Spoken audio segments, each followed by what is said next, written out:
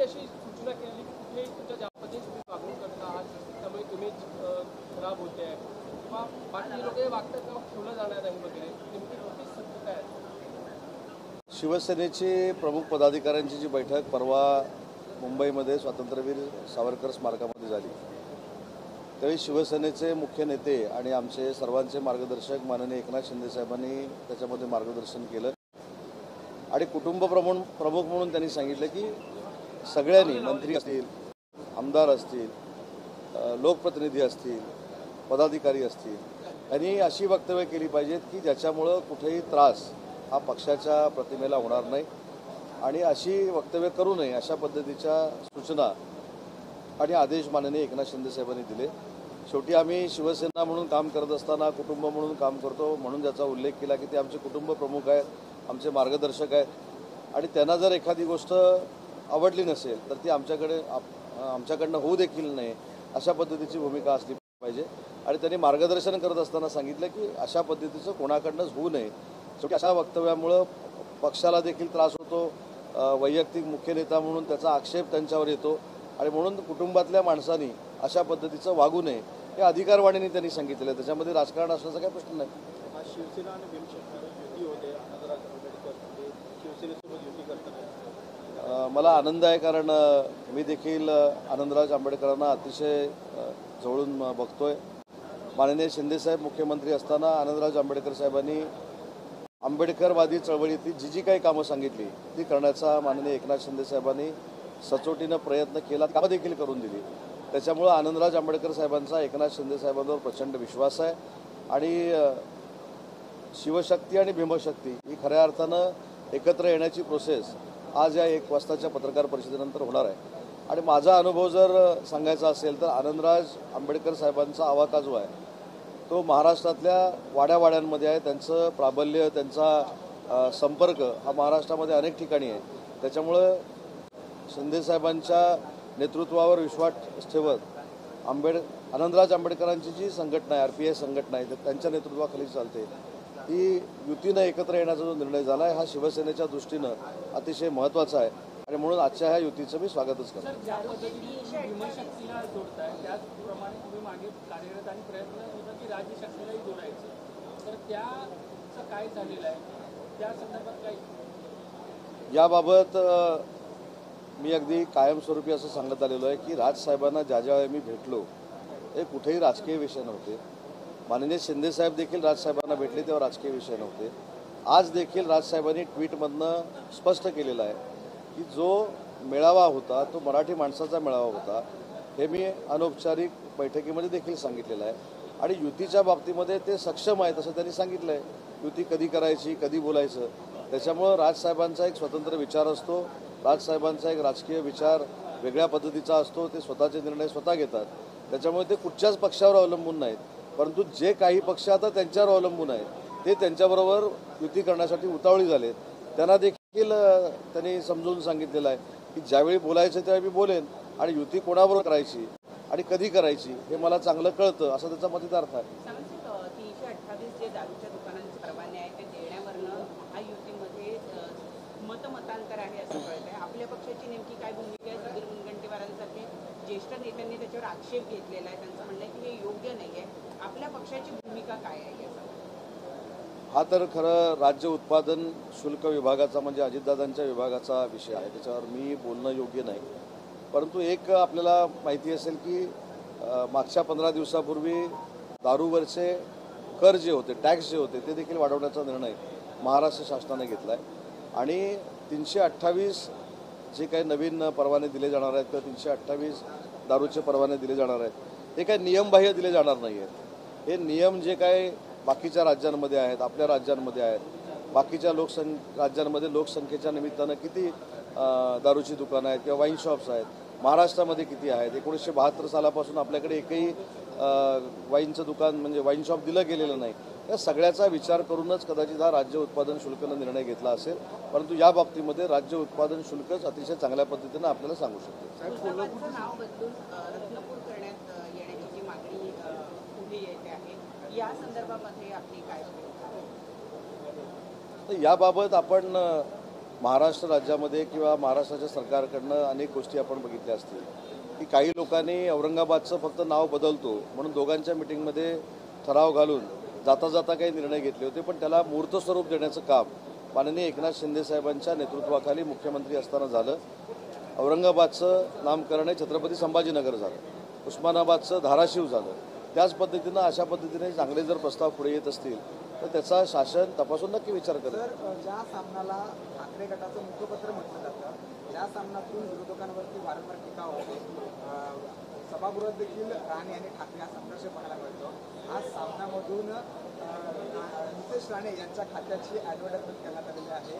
तुम्ही कसं नेमकं मला पण प्रचंड आज ही ॲड ज्यावेळी व्हॉट्सअपवर मला बघायला मिळाली तर प्रचंड आश्चर्याचा धक्का बसला. कारण नितेश राणे साहेबांच्या खात्याची ॲडव्हर्टाईज, त्याच्यावर आमच्या एकनाथ शिंदे साहेबांचा फोटो, ही सामनाला चालायला लागली, हे चांगल्याचं लक्षण आहे. त्याच्यामुळं सकाळी जे काय बोलतात ते या सगळ्याशी सहमत आहेत की नाही मला माहीत नाही, परंतु एक सिद्ध होतं की सामन्यातनं आमच्यावर प्रचंड टीका करायची, सामन्यातनं आमची उणीधुणी काढायची, सामन्यातनं आम्हाला बदनाम करायचं, सामन्यातनं आम्हाला शिव्या द्यायचं आणि सामना चालण्यासाठीची ॲडव्हर्टाईज ही आमच्याच शासनाकडनं घ्यायची. हा जो काय म्हणजे एक उद्योग आहे हा खरोखरच अभ्यास करण्यासारखा आहे. परंतु ठीक आहे, आम्ही याला विकतचं शिव्या घालून घेणं असं म्हणतो की सरकारकडनंच आम्ही पैसे त्यांना सामनाला देतोय, त्या मुखपत्राला देतोय आणि त्याच सामन्यातनं आमच्यावर जोरदार टीका होते. निदान काही जणांना हे तर वाटलं तर पाहिजे, अरे बाबा ज्यांच्याकडनं पैसे घेतोय त्यांच्यावर त्या दिवशी तरी टीका करूया नको. पण ठीक आहे, सामना चालला पाहिजे या उद्देशानं नितेशजी राणेसाहेब कार्यरत आहेत, याबद्दल मला पूर्ण समाधान आहे. हेमंत गोडसे नाराज आहेत आणि ते भाजपच्या वाटेवर आहेत अशी चर्चा आहे. हेमंत गोडसे कुठेही नाराज नाहीत. ते एकनाथ शिंदे साहेबांच्या नेतृत्वाखाली काम करतात. ते शिवसेनेचे पदाधिकारी आहेत. शिवसेनेतनं त्यांनी निवडणूक लढवलेली आहे. त्याच्यामुळे जर काही समज गैरसमजातनं काही नाराज झाले असतील तर त्यांची आम्ही समजूत काढू, पण ते कुठेही जाणार नाहीत एवढं मला माहिती आहे. साहेब, कोल्हापूरच्या भद्रवाडीच्या काही गावांचा महत्त्वाचा विषय होता. बेसिक काय निर्णय दिलेला आणि इतर शहरांबाबत ही समस्या नाही, योगायोगानं चंद्रदीप नरके साहेब देखील माझ्यासोबत आहेत. त्यांनीच ही लक्षवेधी कोल्हापूरची आणली होती, पण त्यांनी एक क्लिअर केलं, त्यांना धन्यवाद दिले पाहिजेत, कारण त्याच्यातनं गैरसमज कोणाचा निर्माण होऊ नये म्हणून त्यांनी 42 गावांच्या हद्दवाढीचा प्रस्ताव आणला नव्हता. कोल्हापूर महानगरपालिकेची हद्दवाढ करावी असा तो प्रस्ताव नव्हता. तर कोल्हापूर विकास प्राधिकरण जे झालेलं आहे सेक्शन 42 अंडर, ते सेक्शन 40 अंडर करावं, जेणेकरून आम्हाला निधी मिळेल अशा पद्धतीची चंद्रदीप नरके साहेबांनी अतिशय तिथल्या नागरिकांना पोषक अशी भूमिका मांडली आणि त्याच्यावर नगरविकासचा प्रभारी मंत्री म्हणून मी त्या ठिकाणी त्यांना उत्तर दिलेलं आहे शासनाच्या वतीनं. या 2 महिन्याच्या आत 40 सेक्शनखाली कोल्हापूर विकास प्राधिकरण करण्याच्या संदर्भात सकारात्मक निर्णय शासनाकडनं घेईल, जेणेकरून तिथल्या नागरिकांना 3-3.5 लाख लोकांना त्याचा फायदा होईल. सर, सीमेलगत महाराष्ट्र आणि तेलंगणाच्या सीमेलगत काही गावं आहेत, ते 14 गावं आहेत, तर ती पुन्हा एकदा मुख्यमंत्र्यांकडनं महाराष्ट्रामध्ये समाविष्ट करण्यासंदर्भात निर्देश देण्यात आले आहेत. याकडे कशा प्रकारे बघता आहे? या अगोदर देखील कर्नाटक आणि महाराष्ट्राचा वाद आपल्याला पाहायला मिळालेला आहे आणि आता देखील पुन्हा एकदा तशा प्रकारचा वाद जो आहे तो होऊ शकतो. महाराष्ट्राकडनं जरी निर्णय लागला असला तरी तेलंगणा त्या संदर्भात दावा करताना आपल्याला पाहायला मिळतो. नाही, हे शेवटी निर्णय जे झालेले आहेत त्याच्यामध्ये स्वतः मुख्यमंत्री महोदय लक्ष देत आहेत, दोन्ही उपमुख्यमंत्री महोदय लक्ष देत आहेत. त्याच्यामुळे या सीमा भागातल्या वादावर मी बोलणं उचित नाही. पण या सीमा भागामध्ये जो मराठी बांधव आहे किंवा मराठी बंधू भगिनी आहेत यांचं जीवन सुखकर असलं पाहिजे, ही आमची सरकारची भूमिका आहे. म्हणून कालच सभागृहामध्ये मराठी भाषेचा मंत्री म्हणून मी सांगितलं की बेळगावच्या परिसरामध्ये बेळगावच्या प्रशासनानं आम्हाला जर जागा दिली तर मराठी माणसासाठी, मराठी भाषिकांसाठी तिथं देखील मराठी अध्यासन सुरू करण्याच्या दृष्टीनं महाराष्ट्र सरकारचा मराठी विभाग काम करेल आणि त्या संदर्भात मी स्वतः बेळगावला जाऊन किंवा कर्नाटक सरकारबरोबर चर्चा करून ती जागा मिळवण्यासाठी प्रयत्न करणार. महायुतीमध्ये आगामी काळामध्ये भविष्यामध्ये काही बड्या नेत्यांचा प्रवेश होणार होता, काही बड्या नेत्यांना बडे नेते जर महायुतीमध्ये येणार असतील, म्हणजे शिवसेनेमध्ये शिंदे साहेबांसोबत येणार असतील, भाजपमध्ये देवेंद्रजींबरोबर येणार असतील, अजितदादांबरोबर येणार असतील, त्याच्यामध्ये दुःख वाटण्याचं काय कारण नाही. शेवटी महायुती ही मजबूत होणार आहे. आणि काल देखील स्वतः भाजपच्या प्रदेशाध्यक्षांनी स्वतःच्या मुलाखतीमध्ये सांगितलेलं आहे की कुठच्याही परिस्थितीमध्ये महायुतीचा भगवा हा प्रत्येक स्थानिक स्वराज्य संस्थेवर फडकवायचा आहे. त्याच्यामुळे महायुतीनंच आम्ही पुढे जाऊ आणि महायुतीनं अतिशय चांगल्या पद्धतीनं सगळ्या स्थानिक स्वराज्य संस्था जिंकू. समन्वय समितीची बैठक झाली महायुतीच्या, त्या बैठकीत नेमकं काय झालं? महामंडळाचं वाटप पूर्ण झालं? महामंडळाच्या संदर्भामध्ये काल मला असं वाटतं की त्या समन्वय समितीला मी सभागृहात असल्यामुळं नव्हतो, परंतु नंतर मला जी माहिती कळली की महामंडळांवर काही चर्चा झाली नाही. 15 दिवसामध्ये विधिमंडळामध्ये जे काही कामकाज झालं आहे, कशा पद्धतीनं आपलं कामकाज सुरू आहे, कशा पद्धतीनं आमदार उपस्थित होते, कशा पद्धतीनं मंत्री उपस्थित होते, याच्यावर काल समन्वय समितीमध्ये बैठक चर्चा झाली. हिंदी में जानना चाहेंगे सर, कुछ दिनों में हम देख रहे हैं मराठी नगर विकास खात्यावरती संजय राऊतांनी आरोप केला आहे. नगर विकास खातं हे भ्रष्टाचाराचं जाळं आहे, त्या ठिकाणी खूप मोठ्या प्रमाणात भ्रष्टाचार होतो आहे. स्वतःच्या मुखपृष्ठामध्ये शासनाची ॲडव्हर्टाईज घेऊन त्याच दिवशी शासनावर टीका करणं हा फार मोठा भ्रष्टाचार आहे. सर, आज हम देख रहे हैं कि सामना के मुखपत्र पे बिल्कुल फ्रंट पेज पर एक बड़ी एडवर्टीजमेंट है मैरीटाइम बोर्ड की, नीतीश राणे उसकी मंत्री दिखाई देते हैं. दूसरी ओर इतनी सामना में सरकार हो, सरकार के मंत्री हो, दूसरी ओर सरकार से ऐड लेते पर कुछ नहीं सोचता. जिसको हम खरीदी हुई बदनामी बोलते हैं वैसा वो चल रहा है. सामना में एडवर्टाइज है महाराष्ट्र गवर्नमेंट की और सामना में महाराष्ट्र गवर्नमेंट की एडवर्टाइज है और बदनामी भी हमारी है. ये कौन सा राजनीति है मुझको मालूम नहीं, लेकिन ऐड हमसे लेना, सरकार से लेना और बदनामी भी हमारी करना, ये अलग सा फंडा सामना में से आज दिख रहा है. लेकिन भी आप एडवर्टीजमेंट सरकार देती रहेगी, उनको बंद नहीं करेगी. तो ये तो डेमोक्रेसी है, वो एक मुखपत्र चलाते हैं, अगर उन्होंने मांग की तो हम दे देंगे. लेकिन महाराष्ट्र की जनता को अभी पता चला है कि उसी न्यूज़पेपर में एक बाजू में क्वार्टर पेज में सरकार की ऐड आती है और उसी पेपर में सरकार की बदनामी होती है. राज ठाकरे ने लगभग स्पष्ट किया है कि अभी तक युति की कोई चर्चा नहीं है, बाद में उसके बारे में होगा. लेकिन जो फिलहाल इस तरह की चर्चा चल रही थी, दोनों जल्दी साथ आ सकते हैं चुनाव में साथ. तो ये तो दो पार्टी का मामला है, माननीय राज साहब और यूबीटी का मामला है, तो उसमें मैं दखल अंदाजी करना अच्छी बात नहीं है. जब अलायंस की घोषणा होगी वो खुद राज साहब करेंगे. उन्होंने ऐसा ट्वीट किया है, तो उनके युति के बारे में, महायुति के बारे में, उनके आघाड़ी के बारे में निर्णय लेने की क्षमता उनमें है. वो जब डिक्लेयर करेंगे तब सोचेंगे. क्या आपको लगता है कि ये सोची समझी राजनीति भी हो सकती है, वक्त लेंगे कि लोगों में भी ये उनको पूछना पड़ेगा. बार-बार उनसे मिलने जाते रहे? नहीं, मैं अभी भी जाने वाला हूँ. अभी यानी आज नहीं, अपना अधिवेशन खत्म होने के बाद मैं राज साहब से पूछ के ब्रेकफास्ट के लिए जाने वाला हूँ. उसमें क्या है, वो राजनीति से आगे जाके मेरे और उनके रिलेशन है. ये जैसा उन्होंने कहा कि मराठी भाषा का जो मेलावा था उसका जैसा युति से कोई संबंध नहीं है, आघाड़ी से कोई संबंध नहीं है, वैसे ही उनके साथ मेरा मिलना ये राजनीति नहीं है. दूसरा ये उदयजी हे मराठीत सांगा की राज ठाकरेंनी आज काय पोस्ट दिले त्यांनी पत्रकारांना राज ठाकरे तुम्ही येत्या काही दिवसात पुन्हा भेटणार आहात काय? पण राज साहेबांना मी का भेटू नये? राज साहेबांनी मराठी माणसांचा मेळावा होता हे ट्विटमधनं देखील सांगितलं, अनौपचारिक चर्चेमध्ये देखील सांगितलं. आणि मी राज साहेबांना जे भेटतो ते काय मी राजकारणासाठी भेटत नाही, मी गप्पा मारण्यासाठी भेटतो. त्यांच्याकडनं साहित्यातल्या अनेक गोष्टी मला समजतात, त्यांचं मार्गदर्शन लाभतं. पण राजसाहेबांना मी भेटण्यावर एवढा आक्षेप का काही लोकांचा?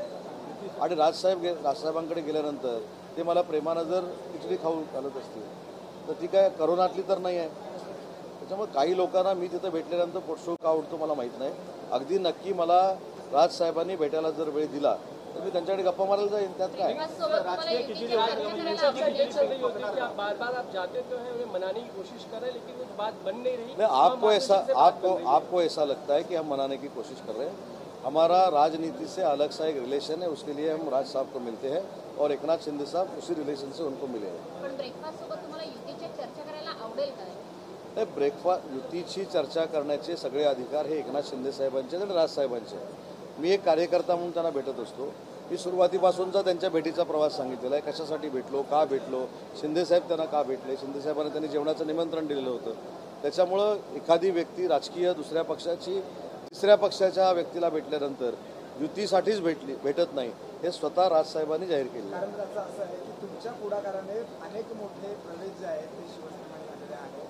त्यामुळे तुमची भेट आणि राष्ट्रवादी खूप महत्त्वाची मानली जाते, कारण अनेक वेळा चर्चा देखील झाल्या होत्या की मनसे आणि शिंदेची शिवसेना एकत्र येते. त्यामुळे नाही, आज देखील मी सांगतो की महायुतीच्या आघाडीबरोबर म्हणजे जी नॅचरल आमची अलायन्स आहे, पहिली प्राधान्यानं कुठची आहे तर शिवसेना आणि भाजप आणि शिवसेना ही खरी नॅचरल अलायन्स आहे, ती आमच्या दृष्टीनं महत्त्वाची आहे. त्याच्यानंतर याच्यामध्ये अजितदादा महायुती म्हणून आलेले आहे, त्याच्यामुळे महायुतीची पहिली जी अलायन्स आहे ही आमच्या दृष्टीनं महत्त्वाची आहे. त्याच्यामध्ये जर राजसाहेब आले तर आम्हाला आनंदच आहे, मी पहिल्यापासून सांगतो. विधिमंडळ अधिवेशनामध्ये नगरविकास खात्यावरती सत्ताधारी पक्षातलेच आमदार टीका करताना पाहायला मिळत आहेत. विशेषतः भाजपकडनं मुनगंटीवार असतील, संजय केळकर असतील. विधिमंडळामध्ये जे काय आरोप प्रत्यारोप होतात, हे विधिमंडळ असं एक व्यासपीठ आहे की तिथे आपल्या मतदारसंघाला, आपल्या शहराला न्याय मिळत असतो. आता काल मीच त्या 293चं उत्तर देणार होतो. ठाण्यामध्ये संजय केळकर साहेबांनी जे काय आरोप प्रत्यारोप केले, मला सांगा की ठाण्यामध्ये असं काही घडलं असतं तर 1 लाखाच्या फरकानं एकनाथ शिंदे साहेब निवडून आले असते का? सगळे आमदार तिथं निवडून आले असते का? स्वतः संजय केळकर साहेब देखील तिथून महायुती म्हणून निवडून आले तर तो लोकांनी रोष व्यक्त केला असता. त्याच्यामुळं मला असं वाटतं की महायुतीच्या आमदारांमध्ये जर असं काही वाटत असेल की ते एकनाथ शिंदे साहेब देखील ठाण्यामध्ये राहतात, त्याच्यामुळे अशा विषयासाठी लक्षवेधी करावी असं माझं मत नाही. संजय केळकर साहेब देखील अतिशय अभ्यासू आहेत, त्यांनी एकनाथ शिंदे साहेबांची भेट घ्यावी आणि जो काय त्यांच्या मनातला शंकेचा विषय आहे तो बाजूला करावा. सर, एकनाथ शिंदे ने कड़ी आपत्ति और नाराजगी जताई है, जो बैठक आप लोग की उसमें फटकार लगाई है, जो पता चल रहा है कि मंत्री को खासकर जितने से बिहेव कर रहे हैं, संजय गायकवाड़ हो, संजय सिरसाट का मामला, जो बयानबाजी होती है, जो बर्ताव है सार्वजनिक तौर पे, वो पार्टी की इमेज को तो बिगाड़ ही रहा है, साथ में युति की इमेज को बिगाड़ रहा है. नहीं, इसमें कुटुंब करके प्रमुख करके फैमिली प्रमुख करके साहब ने वहाँ स्पीच दिया. उसमें वो हमारे मार्गदर्शक है, वो हमारे नेता है, वो हमारे पार्टी के प्रमुख है, इसलिए उन्होंने बोला कि किसी के बयानबाजी से अगर पार्टी बदनाम होती है, वो खुद बदनाम होते हैं, तो वो नहीं करना चाहिए, ये उन्होंने कहा है. उसमें मुझको ऐसा लगता है कि कुछ उन्होंने गलत किया, ऐसी बात नहीं है. क्या ये भी बात सामने आ रही है कि कुछ लोगों ने स्पष्ट संकेत दिए कि आप जिस तरह से बर्ताव खा सके ना, संजय सिरसाट की बात कर लें, पार्टी की इमेज बिगड़ रही है, आपको मंत्रिमंडल से निकाला जा सकता है. अब ऐसा कुछ भी वहाँ मीटिंग में नहीं हुआ. सूत्रों के हवालों से किसने आपको ये बोला मुझको मालूम नहीं, लेकिन पर्टिकुलर किसी का नाम लेके वहाँ एकनाथ शिंदे साहब ने स्पीच नहीं दिया. वो सबके लिए था, उदय सामंत के लिए भी था, शंभूराज देसाई के लिए भी था, दादा भुसे के लिए भी था, भरत गोगावले साहब के लिए था और संजय सिरसाट साहब के लिए था. ऐसा पर्टिकुलर किसी के लिए साहब वहाँ स्पीच दिया उन्होंने, ऐसा नहीं है. ये जो इन्फॉर्मेशन आपको मिली है वो गलत है. नाही, मला असा प्रश्न विचारला की भविष्यामध्ये राजसाहेबांची तुम्ही भेट घेणार का? मी त्याच्यावर असं सांगितलं की भविष्यामध्ये मला जर ब्रेकफास्टला जायची संधी मिळाली, राजसाहेबांची गप्पा मारण्याची संधी मिळाली तर मी नक्की जाईन. असाच तुम्ही 10 PM